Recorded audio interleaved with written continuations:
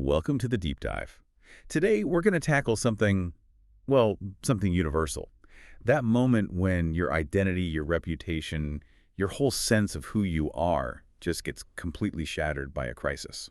It's a huge question, and what's fascinating is that our sources, which, range from psychological studies on innocence all the way to modern crisis PR playbooks, they all point to a similar core challenge. Right. Whether it's a personal failing, a huge public scandal, or a massive injustice. Exactly. The work of rebuilding yourself is fundamentally the same. So our mission today is to really dig into how these events, both internal and external, they act as a kind of crucible, really severe test. And to figure out what mechanisms we actually have to recover. Some are ancient, some are startlingly modern. That word, crucible, it really takes us back, doesn't it? I'm thinking of Francis Bacon. Yes. He drew a distinction that is, I think, the perfect theme for this whole deep dive. He said that prosperity, well, it cultivates the virtue of temperance, which is nice, it's balanced. But it's not heroic. It's not. Adversity, he argued, that's what cultivates the more heroical virtue, and that virtue is fortitude. Fortitude, that's what we're focused on here. It's more than just bouncing back, isn't it? It's something more. Seneca, the Roman philosopher, he was on a similar track centuries earlier. He was. Seneca made this brilliant point about the difference between things we just wish for and things we should actually admire. Okay. He said the good things that come from prosperity, wealth, ease, those are just wished for. But the good things that emerge from surviving adversity, those are the ones to be admired. exactly. He called them mirabilia. Mirabilia. Yeah. Things that inspire awe. Precisely. It's that deep moral clarity you find, or just the sheer strength you didn't know you had after fighting through something terrible. That's the admirable part. Bacon put it perfectly for us. He said virtue is like a precious spice. Oh, I like this. Its fragrance is strongest when it's crushed. Today, we're looking for that fragrance. Let's start with maybe the most crushing example our sources cover. The deep, systemic assault on identity that happens when you're wrongfully accused or convicted of a crime. It's hard to overstate how devastating this is. The research is very clear. The psychological fallout is frequently compared to the trauma that, military veterans experience. And Veterans, refugees, survivors of major disasters, even prisoners of war. Because when the state itself officially labels you a monster, your identity isn't just damaged. It's erased and replaced with a false one. that's horrifying. A prisoner of war. Yeah. Why is the trauma so complete? Because the attack comes from every angle. You have the obvious things: PTSD, We can now anxiety, confirm huge that the problems incident adjusting in after Western release. Sydney is But being the treated biggest as a psychological terrorist theme attack. that comes up again There and is again no is this ongoing profound threat loss of to the identity, community. paired with a stigma that just never goes away. Your innocence, the core of who you are, is denied by the highest authority. Right. Christopher Jeffries, a man who was vilified by the press for a crime he didn't commit, he used this one single word to describe it. He said his identity felt vandalized. Vandalized. Yeah. That is the perfect word. It's malicious, it's public, it's needless defacing. And it sticks. The damage is there for everyone to see long after you've been cleared. And that leads to this long-term struggle. We see this concept in the research of being developmentally frozen. What does that mean exactly? It means that exonerees, they often feel like they're still the age they were when they went into prison, 20, maybe 25. But the world, their family, their friends, everyone moved on without them. I can't even imagine that culture shock. It's not just about missing iPhones and the internet. It's fundamental social skills. And it's everything. Imagine leaving prison after 30 years. You've missed marriage, parenting, building a career. The world expects you to be a 50-year-old adult, but psychologically, you're just stuck. And the stigma follows you out the door. The system that wronged you doesn't exactly help you fix the social damage. Not at all. Kirk Bloodsworth, he was the first person in the U.S. freed from death row by DNA evidence. He found it almost impossible to keep a job. Even after being fully exonerated. Yes. He lost one job because someone kept leaving anonymous notes on his car, calling him a child killer. That visceral, persistent hatred, it just amplified all the other mental health battles they're facing. This struggle of the captive, it's so universal. It feels like something artists and writers are drawn to exploring over and over. That's a great connection. And we see it in the sources. There's a study of Urdu short fiction where prison is this huge central theme. Writers use it constantly to explore not just the physical confinement, but the deep psychological struggles. It shows just how core this fight for identity really is to the human story. So we've seen how the state can literally imprison a person's body and identity. Let's pivot now to how the internet does it. the modern version of an identity assault. Right. And here we move from the injustice of a formal system to what the philosopher Martha Nussbaum called the justice of the mob. Online shaming is, at its core, public humiliation on digital platforms. And our sources break it down into about 3 main types. Okay, lay them out for us. What are the different ways this happens? So first you have call-outs and cancellation. That's basically a cultural boycott. It's aimed at accountability, or at least that's the goal. And then you have doxing. Which is much more malicious. Much more. Doxing is when someone broadcasts your private personal information, your address, your phone number. The intent there is usually to inspire real-world harm. So doxing is purely destructive.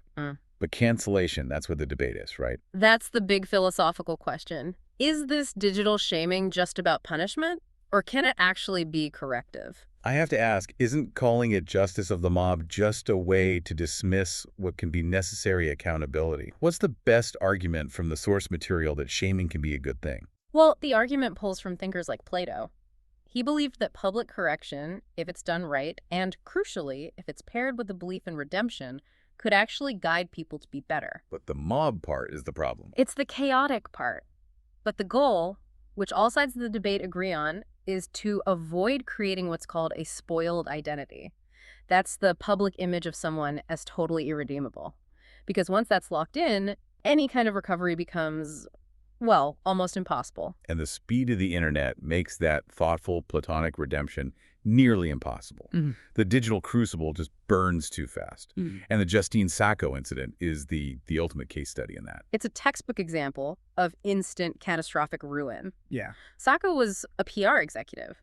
She sent one tweet, a really bad mock racist joke about AIDS, to her tiny group of followers right before getting on an 11-hour flight. She was literally in the air while her entire life was being dismantled. Completely. By the time she landed, she was the #1 trending topic in the world.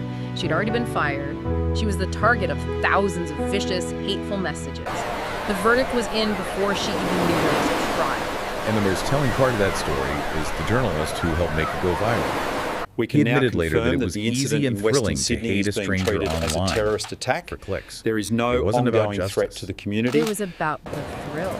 The virality takes on a life of its own, totally disconnected from the original events. We saw a similar dynamic with the Tim Hunt controversy, a Nobel laureate scientist. He made some comments about girls in the lab. Right. He insisted it was a clumsy, self-deprecating joke at a conference. But intent doesn't matter in the digital crucible, does it? Not at all. The reaction was immediate and punishing. A huge social media campaign, the viral hashtag #distractinglysexy. Within hours, he had resigned from several major posts. A career built over decades, just undone. So if a reputation is that fragile and a crisis can escalate at these, quote, unprecedented speeds, what do the professionals, the crisis communicators, advise? Especially in a field like entertainment, where perception is everything, the strategy has to be airtight. And the playbook is clear.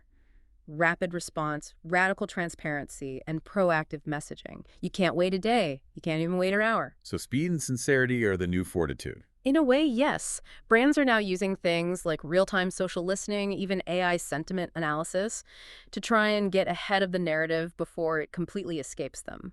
The key finding is that the brands, or people, who communicate authentically and act fast, they're the most resilient. They are fighting to prevent that spoiled identity from ever setting in. Which brings us to the core of it all. Yeah. Reconstruction. How do you rebuild an identity after it's been shattered? In fiction, we have a perfect blueprint for this, right? The redemption arc. A classic. It's where a character starts out flawed, or even bad, and we watch them journey toward becoming good. And it almost always ends with some big atoning act. Right. They sacrifice themselves or give up something they always wanted. But for it to work, for it to be believable, the change has to be earned. The audience is skeptical. They won't accept someone just flipping a switch and becoming a hero overnight. They demand to see the struggle. Exactly. The internal and external conflicts have to be real. That's why our politicians' quick, pre-written apology feels so hollow compared to a character we see truly wrestling with their own worst instincts. And what kicks off that change in a good story? You need a powerful catalyst. Think of Ebenezer Scrooge. The catalyst wasn't just realizing he was a bit stingy, it was being shown his own lonely, unloved grave. That shock, that genuine fear, is what forces the change. The writer's challenge is to make that change feel real without making the character unrecognizable. Ah, so you change the behavior, not the core personality. Precisely. Yeah. Their mean-spirited sarcasm might become, witty, self-aware humor. The core self is still there, just purified. That idea of earning your second chance is so powerful in fiction. But how does that map onto the real-world fortitude of the exonerees we talked about? Didn't do anything wrong. The recovery isn't about atonement. It's a totally different path. For the wrongfully accused, rebuilding isn't about earning forgiveness. It's about finding purpose after suffering that makes no sense. And the sources point to two main pathways. First, many turn to faith and religion. To find structure and peace. Yes, people like Dana Holland and Jeffrey Descovich said faith was essential to surviving the decades of trauma. The other path is activism. Turning that pain into productive change. It's an incredibly powerful healing tool. It's a way to build a new identity. Kirk Bloodsworth, the man we mentioned earlier who faced that horrible stigma, he said that speaking out against the death penalty, fighting for reform, that's what helped him find meaning to what happened to me. He rewrote his own story from victim to advocate. And finally, there's a collective version of this rebuilding process, isn't there? When a whole society's sense of self is shattered. Absolutely. The response to the Bondi Beach terror attack is a really powerful example of this collective fortitude. That attack created this national wave of grief and fear. It turned a place of joy into a place of tragedy. So how did the community actively start to reconstruct the narrative? By consciously rejecting the attacker's story of division. The government response was immediate strong condemnation, more police. But crucially, the focus was on reaffirming Australia's multicultural values. The whole country worked to tell a new story, one of unity over fear. It was like a successful national redemption arc built on active, collective strength. What a journey. From an We can now impulsive tweet confirm that the destroys a incident life in Western hours Sydney is to a being treated wrongful as a conviction terrorist that steals attack. decades. There is no What we've seen ongoing is that threat every to the crisis community. forces this dramatic reckoning. And the real fight isn't just surviving the blast. No, the real fight is winning the battle for your future narrative, for your own sense of self. It brings us right back to bacon. Where virtue is revealed when it's crushed. Exactly. Whether you're a fictional character earning redemption, a brand managing a PR firestorm, or a person recovering from a profound injustice, the rebuild demands active, sustained fortitude. You have to construct a new self from the ruins. You can't just wait to be healed. And that contrast between the fictional character who has to earn their redemption and the real-life exoneree. That leaves me with one final, really difficult question. It's about the tension in our sources. Okay. The fictional character usually did something wrong, so their journey requires struggle and atonement. But for the exonerees, who endured what the sources call irrational suffering, whose identities were shattered by the system, what do we as a society owe them beyond just money? If the trauma was the destruction of their identity, then the compensation has to be about rebuilding that identity. Exactly. Financial payouts are necessary, but what's that crucial missing piece that would truly help them find peace? Maybe it's an official, public, undeniable narrative of innocence, a narrative that the system itself seems so reluctant to provide, to officially restore that vandalized identity. Something for you to think about. If society is the one that breaks a person, how far does its duty to rebuild them actually go?